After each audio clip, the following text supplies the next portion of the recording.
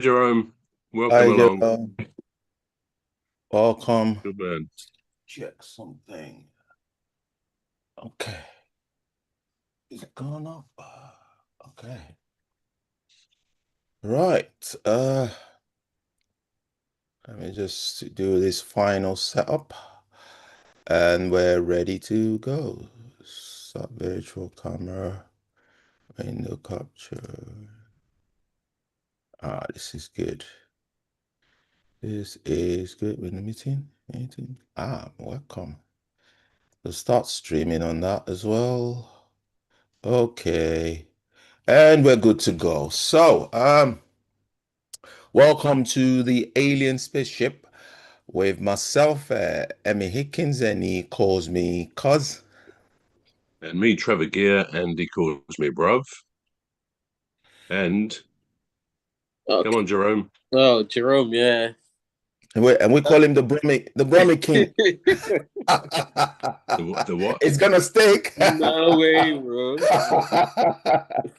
I missed it. What was it you're calling him? The Brummy King, Birmingham, Oh, King the of Brummy Birmingham. King. Yeah, Brummy King. Yeah, Absolutely. Yeah, good yeah. man. Yeah. So, right.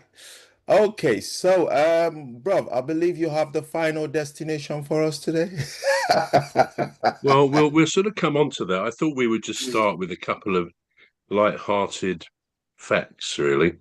First Right? of all, the average number of people in the air, flying, in other words, at any one time, so 24/7, is 1,200,000 around the world. I mean, that's obviously an average figure, sometimes more, sometimes less. There's lots of Yeah. time zones, etc. But it's quite sobering, isn't it, when you actually think of flying? And I'll just mention. I know you're apprehensive about flying, but it shows how safe it is. It's the safest place to be, not just the safest form of travel, but it's the safest place to be, even compared to your home, where you may have stairs or you've got a cooker where you're going to scald yourself. So flying is very safe. A bit later, if we get time, I'm going to come on to a question for you, Cuz, and for Jerome. Right. What is there anything you would want to advise your, I don't know, 20-year-old self based on the experience you've gained? Now, we'll talk about that shortly, but I know you're apprehensive about flying to the point from, as you've said, you probably don't fly very much, if at all.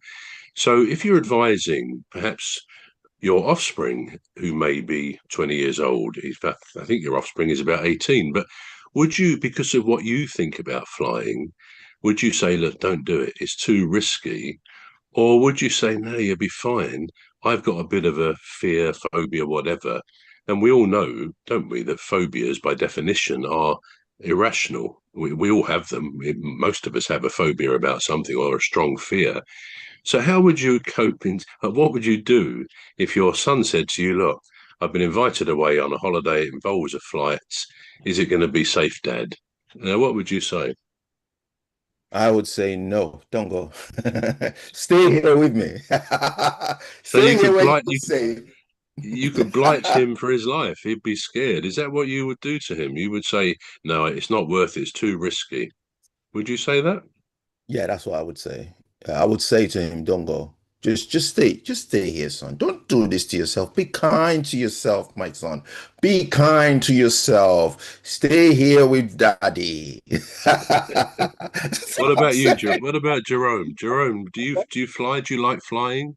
Yeah, I do fly. I love You do. flying. You see, in life, there's risks to everything you do. So, Absolutely, yeah. so yeah, if he wants to travel, you never can say he might enjoy flying. So let him Yeah, enjoy himself. It's fine. yeah. That's good philosophy. Good philosophy. Right, another piece of trivia. Um, 2,400,000 number of children's lives saved by Australian James Harrison, who donated his very rare type of blood plasma every 3 weeks between 1954 and 2018. I mean, that's quite something, isn't it? Because there are, I mean, there's basically four blood groups in our system. I mean, you double that because you have positive and negative, and you get into rhesus and ABO. But actually, we have 8 blood types. But there's other systems, 3 other systems really, which bring it up to about 31 blood types. And with all the permutations of blood, there can be millions of different blood types. And the fact is, there's very rare blood types like this man obviously had or has, which saves people's lives because only a handful of people in the world have that blood type. So that's quite something that he did that all those years, 1954 to 2018. 2.5 million are the number of Mills and Boon novels. I think they're romantic novels, aren't they? Mills and Boon mixed into the foundation, 2.5 million of them mixed into the foundations of the UK's M6 toll road to help bind the asphalt. I mean, I use the M6 toll sometimes, and I never really think about what is in the foundations of it, but I'm sure there's other things too, but they put in lots of books, for example.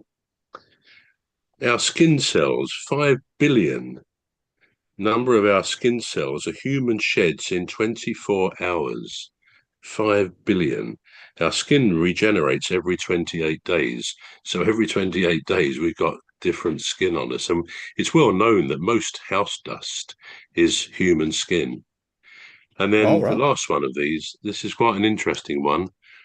On the 15th of January, 1965, George and Charlotte Blonsky of New York successfully filed a patent for their invention of a bed that spins a mother in labor around at such high speed that the infant is propelled out of the birth canal by centrifugal force and is caught by an infant reception net. I think it's fair to say that never took off, that invention. I don't think many women would have gone for that. And just one more of these before we get cracking with our chat. In the 17th century, the British astronomer Sir Paul Neale, who lived in 1613 to 1686, made a terrific discovery with his telescope. He spotted a giant white elephant on the moon. He announced his findings only to be met with public ridicule. It turned out there had been a mouse in his telescope, which, if true, it's Was it? ridiculous. Were they a dead mouse? Probably. I'm not sure how a mouse gets into a telescope. Okay, so to go to the first of our conversations, I think the question I posed was, do you believe or do you believe some things are meant to happen? In other words, do you think some events in life or in your own life are sort of predestined and that nothing you do will change that? And okay, we could kind of go down a religious route on this, and we don't particularly mean to do that. That's not what we're doing. But sometimes it does seem, I don't know whether you two are the same, but sometimes I look back on something and I would say, thank goodness that happened, or thank goodness I wasn't in that situation at that moment. Because if I had have been, it could have been a very different outcome.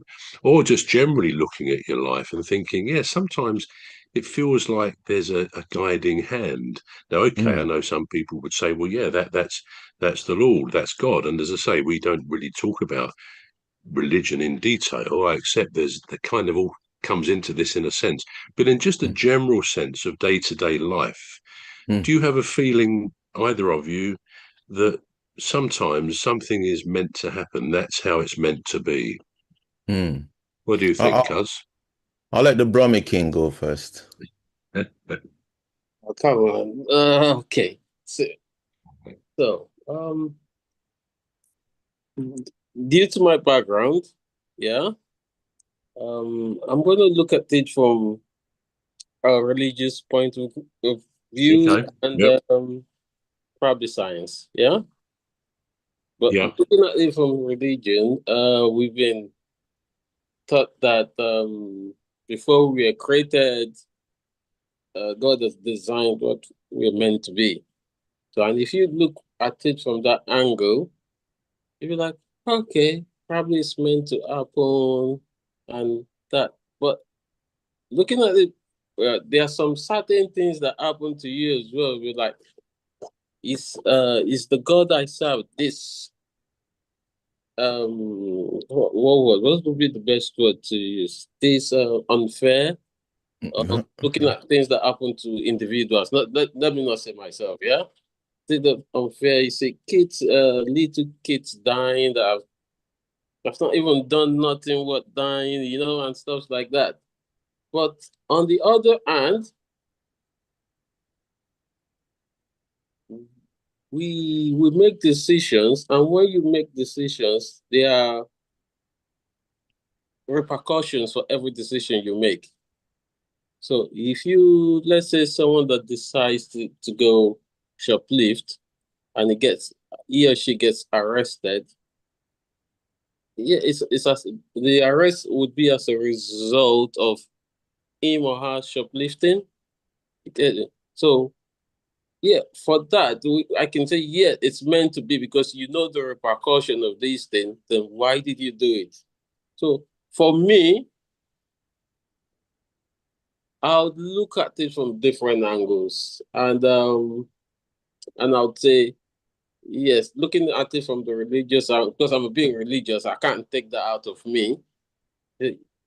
Yeah, but looking at it critically, using my science mind, I look at it again and say, I don't think it works out that way. I wouldn't, because there are so many things that is happening around the world. Innocent people dying. Would I just say it's meant to be? No. So that would be my Okay. my thought for now. Yeah. What about you, Cuz? Yeah, mine would be I would take sides with Jerome because if you look at it critically from a scientific point of view and from a factual point of view, I would say the only way that I'd compare it to would be if you put salt in your cup of tea. It's like putting salt in your cup of tea and expecting it to taste sugary. You know, every action has a reaction.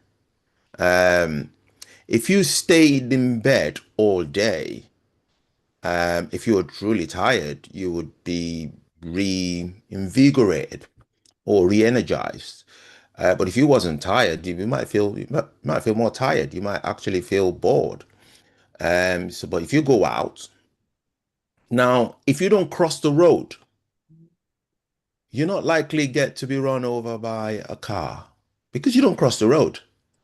Now, if you drive, chances are you'll be involved in an accident. So it doesn't make sense to me that there's a pre-conditioned set of events or an event that would happen regardless of what actions you take. But because that would be like telling a child, listen, whether you go to school or not, you're still gonna be a lawyer.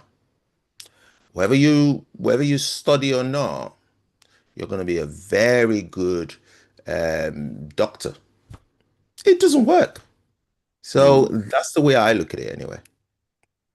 Yeah, I mean it's interesting. And again, if there is such a thing, if some events are predetermined, predestined, then it takes away the elements of free will that we do tell ourselves we have, because it will make no difference in those events, to what happened. And I mean, I think we can look back in a more general sense, and it's probably difficult, dangerous to give examples of what might be. But if we go back, if we read what we read is correct, in the war, the Second World War, Hitler was on the verge of invading Britain, the UK, and I believe he was encouraged by his generals to do that. And I think it's long since been admitted that if he had have done, the chances are he would have overrun us. But he didn't. Something made him not do that, which ultimately, I guess, saved millions of lives. And I know some people say, well, yeah, that was the hand of God, or that had to happen. Otherwise, the world would have been in a very sad space. But yeah, it's difficult to quote things like that because we just don't know what the reasons for people's actions are, you know. And the thing is, there's no answer to this, is there really? Because if we want to relate it to religion and to God, ultimately, as Jerome said, we can look at all sorts of things, you know, the great things in life, the people who are blessed and so on. And yet we know there's a lot of suffering as well. And I guess when we look at it like that, we have to say, well, it's ultimately a matter of faith, isn't it? Faith into what we believe ourselves. So yeah, so that's an interesting one. Now the next one is, do you ever have you watched recently Spain play football? Now the women, our England team played the Spanish women the other day as one of their World Cup qualifiers. I know we do a football referee podcast as well, but there is a point I'm trying to make here. Uh, did you see that game, either of you, with the Spanish women playing the English women? I did. I Not did. You did. not on Yeah, my side. Did you, I saw Jerome? No, I didn't watch the match. Okay, well, I'll ask Cuz then. Did you notice anything a bit strange when they were doing the national anthems? Okay, was there something you noticed when the Spanish national anthem, which is called Marcha Real, I think, Marcha Real? Did you notice anything strange about that? no, no, but You I'm didn't. intrigued now. I didn't. Yeah. Well, what you may have noticed, and of course now we get the Men's World Cup starting as well, you'll see the same thing happen. As the camera spans along the individual players, as they did for the women the other night, you hear this great tune all around the stadium, and not one of those women open their mouths to sing a single word. Probably, if you were actually focused, you would have noticed that. Wow. Why might that be? And the same thing will happen when the men's Spanish team have their national anthem. It's most likely to happen with them. Why might that be, do you think? Wow. I don't know. Yeah, I'm intrigued. Like I said, I'm really intrigued now. Okay, let me We'll be ask you a looking. question. Yeah, Most of the members of the team, back from Barcelona, play for Barcelona, the Spanish team. yeah. I don't know about the women. I think yes, the most of them possibly come from Barcelona. Yeah, I know the men. I know most of them are from Barcelona. I'm just trying yeah. to add one and two together. Ah, Uh, Well, yeah. okay. Well, I'll tell you the reason. There are no lyrics. There are no words to the Spanish national anthem. okay. There's absolutely none. So, of course, what happens is if you looked this up on Google or something, it would say, yeah, they have no lyrics. Over the years, they've even run competitions to get people. I mean, the Olympic Committee in 2007 actually offered a prize for anyone who could write a good set of lyrics. People submitted lots of stuff, but nothing ever submitted has been taken on by the Spanish government, really for Wow. the reason that with the variations in language, if you like, diversity. They've had problems politically in the past with certain sets of their people. They can't find any lyrics which actually would satisfy the whole of the Spanish people. So they simply go with the fact that they don't have words to their national anthem. Wow. I mean, I think if you go onto YouTube, I haven't done this, but I believe you can hear, and they put the lyrics up, some words to the Spanish national anthem, but they are lyrics. I think there's two or three lots which have been sort of acknowledged as very good, but never adopted. The government say no, we don't have any words. So the most likely situation when Spain play in the World Cup in the next few days will be that they stand there with their mouths firmly closed. And I guess it kind of looks, I don't know, it's something that doesn't look good to me. I mean, in the past, we've had pundits have criticised when one or two England players, and not the women, because I think they all tend to sing pretty much, proudly. But over the years, some of the men don't want to do it. They just don't open their mouths barely at all. And it was noticeable when Gareth Southgate was the manager. they did generally, most of them, start to sing, even those who might have been previously reluctant. I think Wayne Rooney used to keep his mouth shut originally, but under Southgate, he started to sing as well. Because I think it looks good. It looks as though people are proud to serve their country. It's probably quite tingling, isn't it? It's quite emotional when you get the national anthem playing. Of course, nowadays, excuse me, I don't know, maybe we will find less people may decide to sing the lyrics, not just at football matches, because more questions are being asked, if you like, about the wisdom of actually retaining a monarchy. Now, I know that kind of goes a bit political, so we're not really going to go there, but I think for a lot of people in this country, most would say, yeah, I thought the Queen who's now died, was excellent. She was measured. She was fair. She loved the country and the Commonwealth, as she used to talk about. And I think people kind of had a tacit acceptance that the monarchy was a good thing. Now, I think nowadays some people may still feel exactly the same, but it's going through changes. So we don't know. So it may be that some people say, well, why should I say, God save our gracious King? Now, that's a decision we take personally, but some would say, no, he's no different to any of the rest of us. We live in an equal society. We're all equal human beings in the sight of God, if we believe in God or otherwise. So in a way, I can understand it if some footballers or any sportsman, anybody, says, no, sort of, I don't want to sing God Save the Queen. I want to sing, or the King, God Save all of us, something like that. So what is your view of that? Do you feel the same if you see a footballer, for example, not singing our anthem? Does it kind of get under your skin a little bit, or not really? All right. I don't for ethical reasons.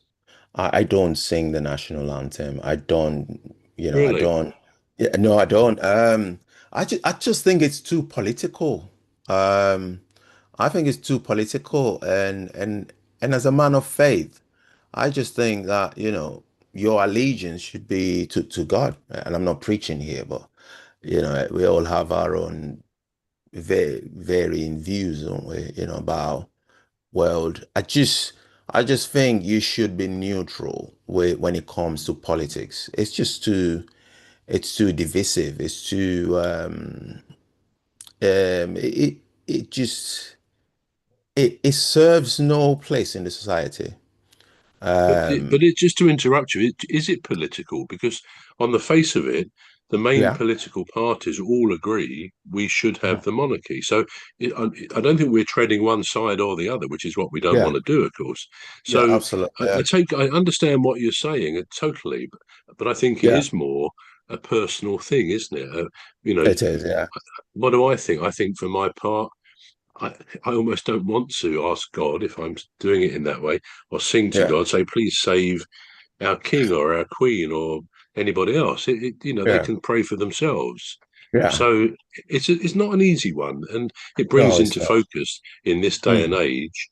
Do we think we should have a monarchy? Now, as I say, it's not really political because it's not like one side said yes, one says no. You get yes and no's in all sides of politics, but mm, it must come down to a personal feeling that maybe it's not right that mm, we pay our tax and all that, and much of it goes to give a group of people, a family, a privileged life beyond avarice, beyond anything most of us would have. So maybe there are feelings individually that should say, well, is it right? On the other hand, maybe they're a good balancing figure politically because they are the head of states. Then a president is the head of state yeah, in a mm, non-monarchy country.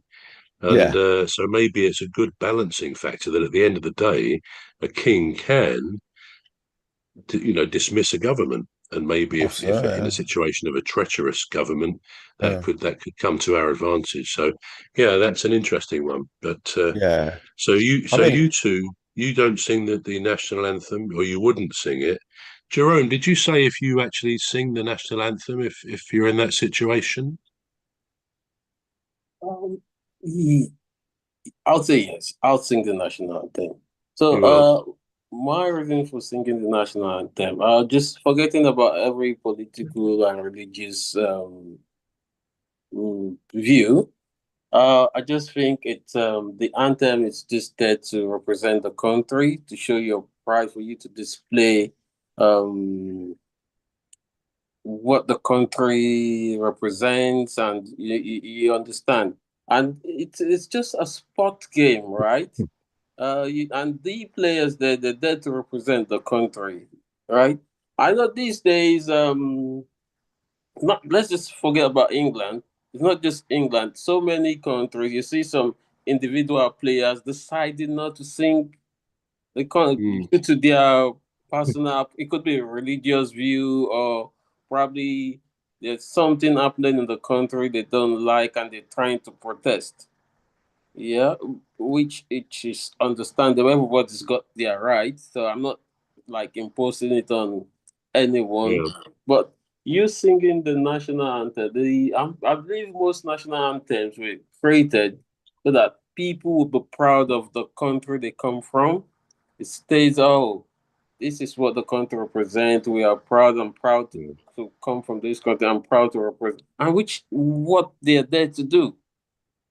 So I don't see anything really bad. Okay, if you got grievances with the lyrics, yeah, like God save the king, and like you said, oh, God should save. Then oh, maybe they should raise it up, and maybe the government can look into it. Mm. You get, Mm. Okay. but the anthem itself is just there to it's a thing of pride to show, oh, Mm. where you come from and stuff like that. So I don't see the anthem itself as a bad thing. Mm. Yeah, That's my view. Yeah. Yeah. When I say I don't sing, it doesn't mean that I would disrespect the authority, for instance. If I was to if the Queen bestowed the honor of maybe being a guest somewhere, I would have obviously curtsy him like like you should. I would give him his due respect. And if the king demands something of me, I would do it. mm, And if anybody in authority, even the mayor of Bradford, demands anything of me, I would do it. But but just being involved in political activities and politics itself, like singing the national anthem or participating in political rallies or voting, I wouldn't vote, but it doesn't mean that I respect the authorities. I wouldn't go mm. against the authorities.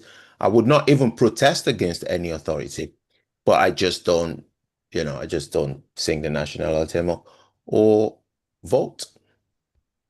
I mean, as a final thought on it, just thinking, I wonder if at the World Cup, if Scotland will have kind of their own national anthem. They do tend to sing their own song. It would be unlikely, wouldn't it, that both England and Scotland both have God Save the King. I suspect Scotland will have their own, as Mhm. tends to be the case with Wales and Northern Ireland. And it's sometimes said, why don't England have our own, as well as keeping the national one, God Save the King, God Save the Queen?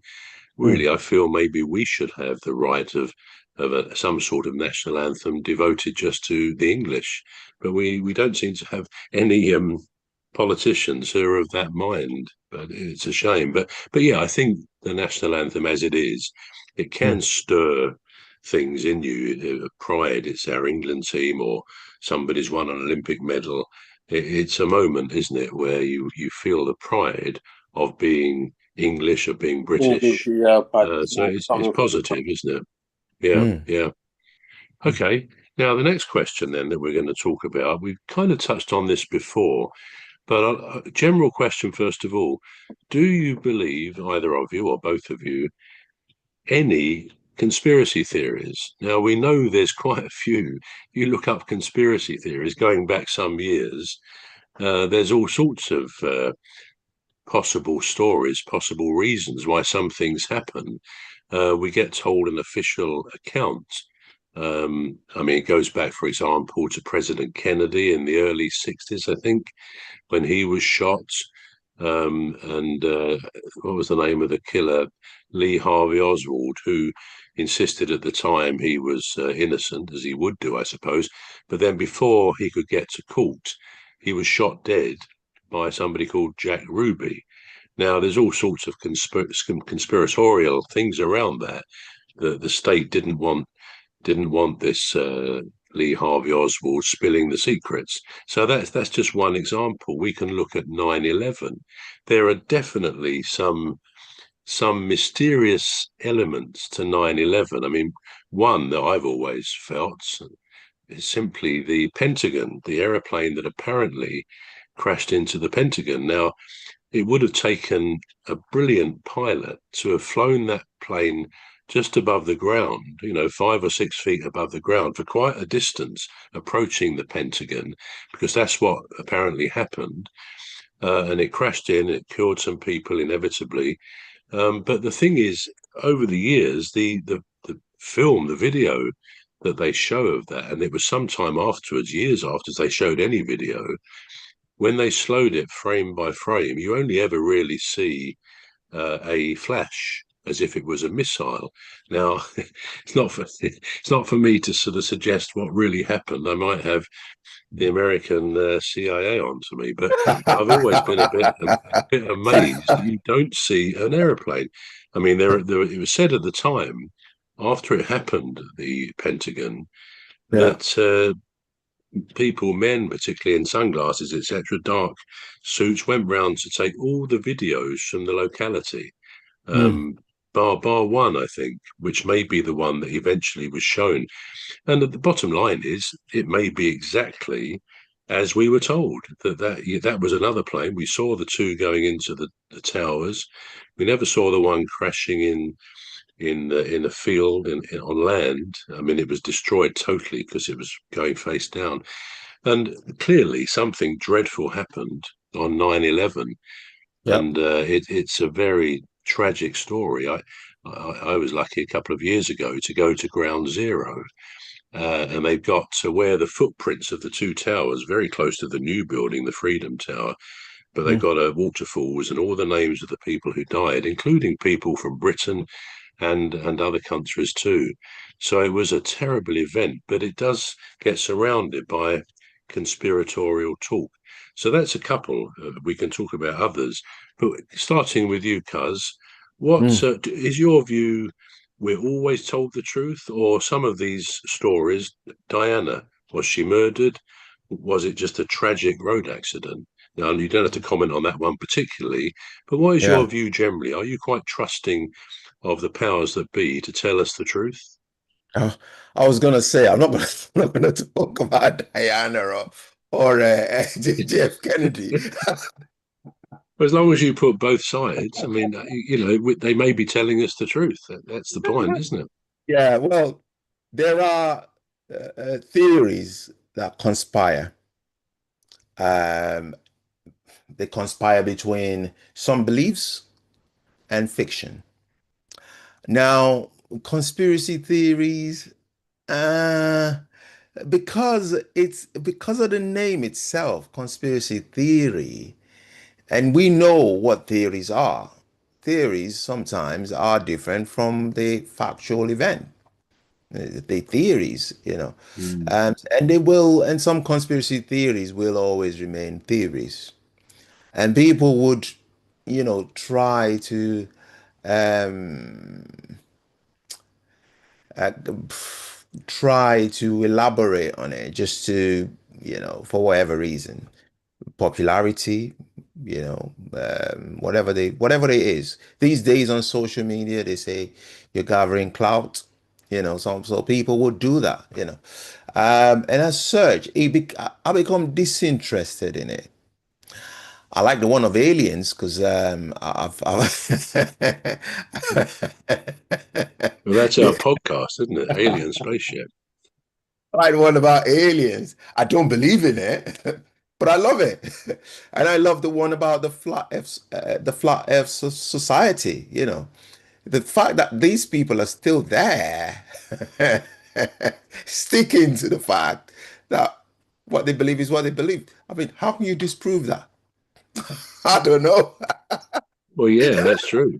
And the moon landings as well, Yeah. because So any evidence. The other day yeah, I saw online somewhere a picture from an Indian spacecraft, India, which was circling the moon pretty close, and it took what it showed and said was the picture of the base stage of Apollo 11. So the first men on the moon, and then the top part of the lunar module zooms up, and then it's left, and of course there were what, six flights to the moon, so there should be six different bases of the lunar module, and they've all yeah, been photographed. But the point being that if if India, if America was saying, "Oh, that's a great picture by an Indian spaceship," you'd imagine if that was fabrication, India will come out and say, "Well, actually, no, you're lying. That's not what we photographed at all." And of course, even if you go beyond that, um, I mean, my boy, he's all my son. He's always been very cynical of the moon landings, and he has very good thought processes about it. So I sent him that picture of Apollo 11 the other day, the base, and he came back and said, "Yeah," he said, "but that doesn't prove that men went there." He said, "We know they've landed things on the moon, the Russians have." And of course he's right, and that's the point. Where even when you give somebody photographic evidence that the world is round and it's a ball, they'll say it's a fake picture, and they'll show you. I've seen pictures where you don't get a curve of the Earth, you get a straight line, apparently on the horizon. So people will always, if they believe in that particular conspiracy, they mm, will always say, no, you can't trust photographs. And how can we say you can trust photographs? Look at AI now. Look at Photoshop. You can put people in photographs, take them out, change their face. So it's not the best form of proof, is it? Photography is not the best form of proof. The only no. proof, I guess, is if you're there yourself and you hear or see what happens. So Mm. yeah, so conspiracy theories. So you've not really answered whether you think sometimes we are lied to. Yeah, I think sometimes we're lied to because if a parent needs a distraction from a child, what do? They send the child on an errand. They say, go to the shop and get this and that, and the child goes around. By the time this boy comes back or girl, the parents have already done what they wanted to do. And thinking, well, why did you send me on that for? Did you get it? And they keep up to it Mm. until the child grows out of it. Or not out of it, but grows up to be able to find out things for themselves. And I think the government is doing that to us. They What, are, what, they are what about already. Jerome? What do you think, Jerome? Are you into conspiracy theories? Hmm. You see, some of these theories have been disputed because the evidences provided are either weak or selective, and and if there's a theory and you claim there are lots of people involved, and none of them is coming out to like say it, then there's something. I just feel there's something dodgy about it.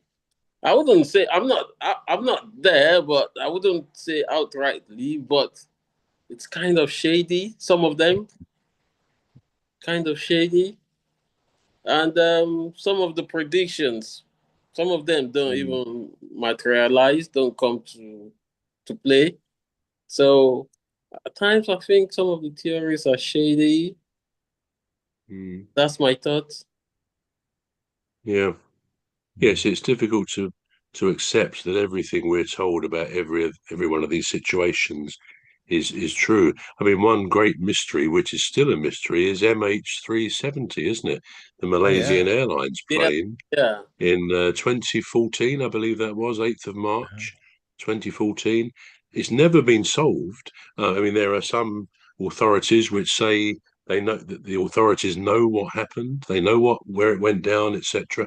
There have been companies over these last few years who said we will find this plane. We're totally confident, 100% confident. we've worked this out, blah, blah, blah. And they get given a contract, and then the last you hear it, they haven't found it. Now, how it's the obvious question, how on earth can a massive 777 aeroplane, which is, they can tell us where our mobile phone has been, can't they, with its signal going out of it and all the rest of it? How could they not have found that aeroplane? So that in itself is why conspiracy theories start, because there's something manifestly uncomfortable, shall we say wrong, about the fact that an aeroplane, it was last seen turning off course, and then pretty much that's the last we've ever known about where it went to. In today's modern world, that seems hard to believe that somebody somewhere doesn't know what's happened to that plane. But again, we have to say maybe it is as we're told it is. It just disappeared. And, maybe coming back to Cuz's comments, maybe it was taken by aliens. You never know, do you? But seriously, it is a terrible mystery, a terrible thing for the families. Can you imagine having family or friends on that plane, I know. never knowing what's happened to them? I mean, that's awful, awful. Anyway, so I think we're about out of time, aren't we? So Yes, we are. It's just about time. So this is all we've got time. Do you want to conclude for us, bro, please? yeah, it's all we got time for. Hope you found some of what we've said interesting.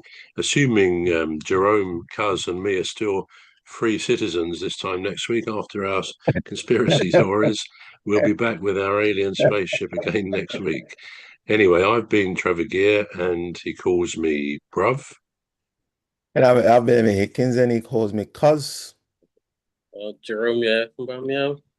That yeah, The Brummy the King. Brummy King. Oh, I told you, Stick.